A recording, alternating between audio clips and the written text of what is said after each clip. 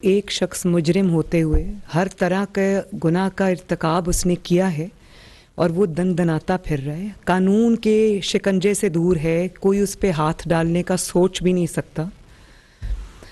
वो शख्स दंदनाता फिर रहा है और जिस शख्स के खिलाफ कुछ साबित नहीं हुआ सवाए बेटे से तनख्वाह ना लेने का जुर्म, वो शख्स आज बाहर बैठा है। वो राहदारी ज़मानत ले लेता है, गिरफ्तारी के डर से 1.5 महीना पेशावर में बैठा रहता है, इस्लामाबाद तक नहीं आता। और वो जब चाहे सुप्रीम कोर्ट में या किसी भी कोर्ट में जहां उसको जाना होता है, वहां वो ये दरख्वास्त देता है कि मेरी जान को ख़तरा है।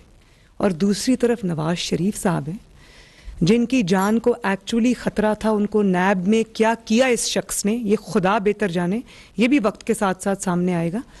तो वो आके सीधा जेल क्यों जाएं?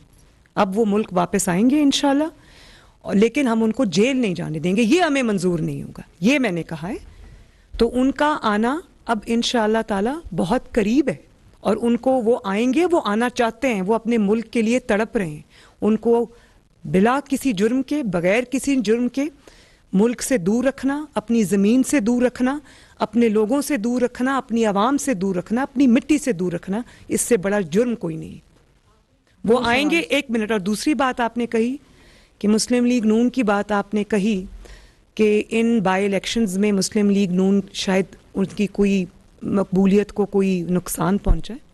तो मैं आपको ये बता दूं कि एक तो ये 20 की 20 सीटें पीटीआई की थी, उसमें से मुस्लिम लीग नून 5 ले गई। अगर आजकल जो न्यूट्रलिटी का मीडिया की हाल है, अगर ये मुस्लिम लीग नून की 20 सीटें होती, उसमें से 5 इमरान खान ले जाता, तो मीडिया ने कहना था कि वो मुस्लिम लीग नून के किले में इतना बड़ा नुकसान पहुंच गया, उसकी 5 सीटें इमरान खान ले उड़ा।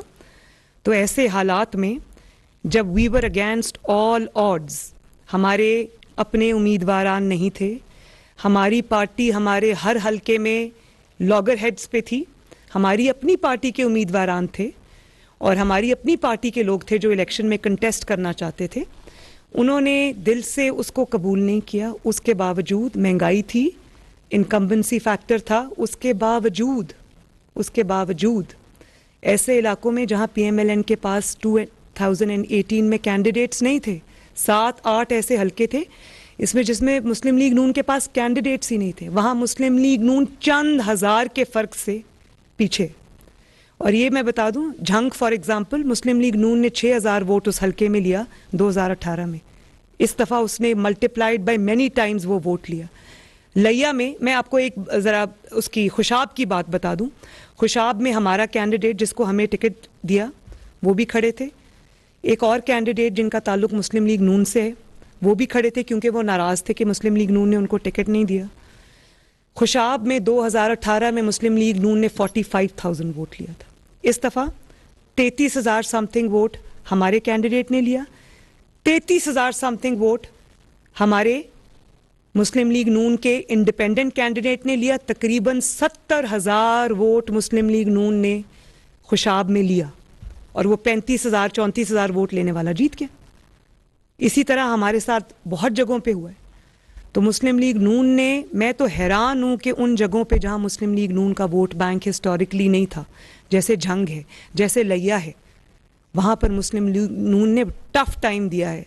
तो ये तो अभी, और इन सब फैक्टर्स के बावजूद तो आप ये सोचें कि अभी ये फैक्टर्स से जब हमें आज़ादी मिलेगी तो मुस्लिम लीग नून का इंशाअल्लाह ताला पंजाब में मुकाबला करने वाला कोई नहीं होगा। शुक्रिया।